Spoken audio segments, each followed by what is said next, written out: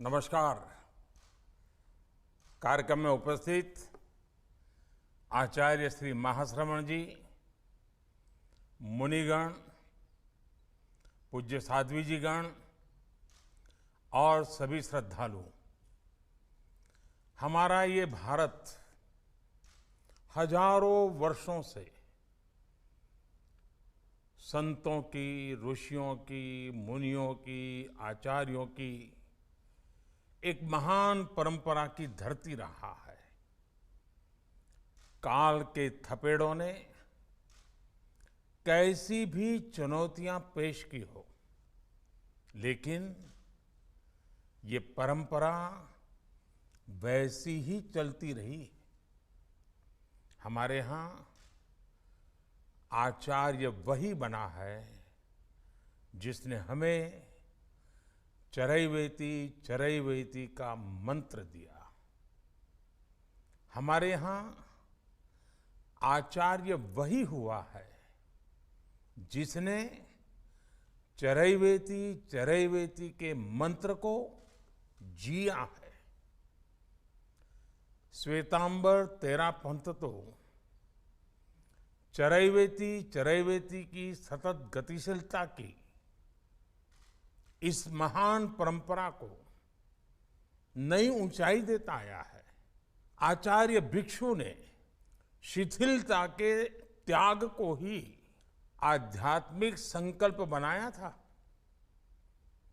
आधुनिक समय में आचार्य तुलसी और आचार्य महाप्रज्ञ जी से जो प्रारंभ हुई महान परंपरा आज आचार्य महाश्रमण जी के रूप में हम सबके सामने जीवंत है। आचार्य महाश्रमण जी की ने 7 वर्षों में 18,000 किलोमीटर की ये पदयात्रा पूरी की है। ये पदयात्रा दुनिया के 3 देशों की यात्रा थी। इसके जरिए आचार्य श्री ने वसुधैव कुटुंबकम के भारतीय विचार को विस्तार दिया है। इस पदयात्रा ने देश के 20 राज्यों को एक विचार से, एक प्रेरणा से जोड़ा।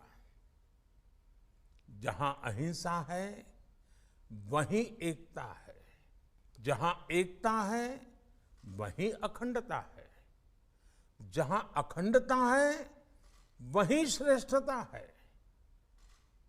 मैं मानता हूं आपने एक भारत श्रेष्ठ भारत के मंत्र को आध्यात्मिक संकल्प के रूप में प्रसारित करने का काम किया है।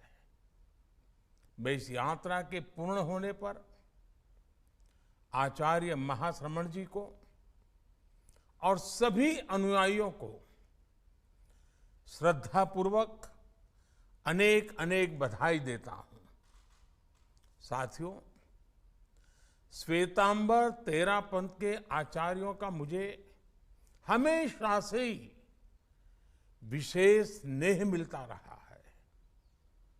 आचार्य तुलसी जी, उनके पटधर आचार्य महाप्रज्ञ जी और अब आचार्य महाश्रमण जी, इन सब का मैं विशेष कृपा पात्र रहा हूं। इसी प्रेम के कारण मुझे तेरापंथ के आयोजनों से जुड़ने का सौभाग्य भी मिलता रहा है। इसी प्रेम के कारण मैंने आप आचार्यों के बीच ये कहा था कि ये तेरा पंथ है, ये मेरा पंथ है। भाइयों बहनों, मैं जब आचार्य जी महाश्रमण जी की इस पदयात्रा से जुड़ी जानकारी देख रहा था तो मुझे उसमें भी एक सुखद संयोग दिखा। आपने ये यात्रा 2014 में दिल्ली के लाल किले से शुरू की थी। उस वर्ष देश ने भी एक नई यात्रा शुरू की और मैंने लाल किले से कहा था कि ये नए भारत की नई यात्रा है। अपनी इस यात्रा में देश के भी वही संकल्प रहे, जनसेवा, जन कल्याण।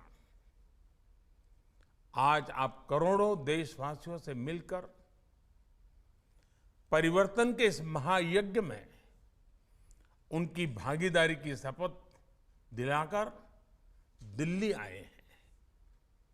मुझे भरोसा है आपने देश के कोने कोने में, जन जन में नए भारत की इस नई यात्रा की ऊर्जा को अनुभव किया होगा, उसे साक्षात देखा होगा। मेरा आग्रह है कि बदलते भारत के ये अनुभव आप जितना ज्यादा देशवासियों के साथ साझा करेंगे, उतनी ही उन्हें प्रेरणा मिलेगी। साथियों, आचार्य श्री ने अपनी इस पदयात्रा में सद्भावना, नैतिकता और नशा मुक्ति एक संकल्प के रूप में समाज के सामने पेश किया है। मुझे बताया गया है कि इस दौरान लाखों लाख लोग नशा मुक्ति जैसे संकल्प से जुड़े हैं। यह अपने आप में एक बहुत बड़ा अभियान है। आध्यात्मिक दृष्टि से देखें तो हम स्व का साक्षात्कार तभी कर पाते हैं जब हम व्यसन से मुक्त होते हैं। ये व्यसन, ये नशा, लोभ, लालच और स्वार्थ का भी हो सकता है। जब स्वयं से साक्षात्कार होता है, तभी स्वयं में सर्वम के दर्शन होते हैं। तभी हमें स्वार्थ से ऊपर उठकर परमार्थ के लिए अपने कर्तव्यों का बोध होता है।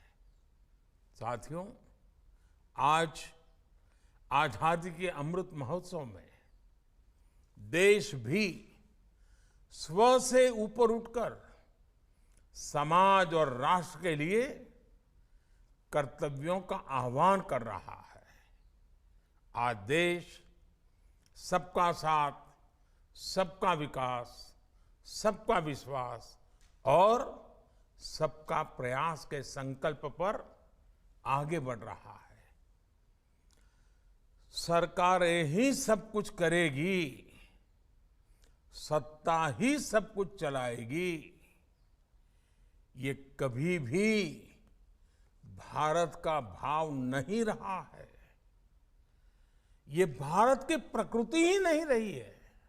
हमारे यहां राजसत्ता, समाज सत्ता, अध्यात्म सत्ता सबकी बराबर भूमिका रही है।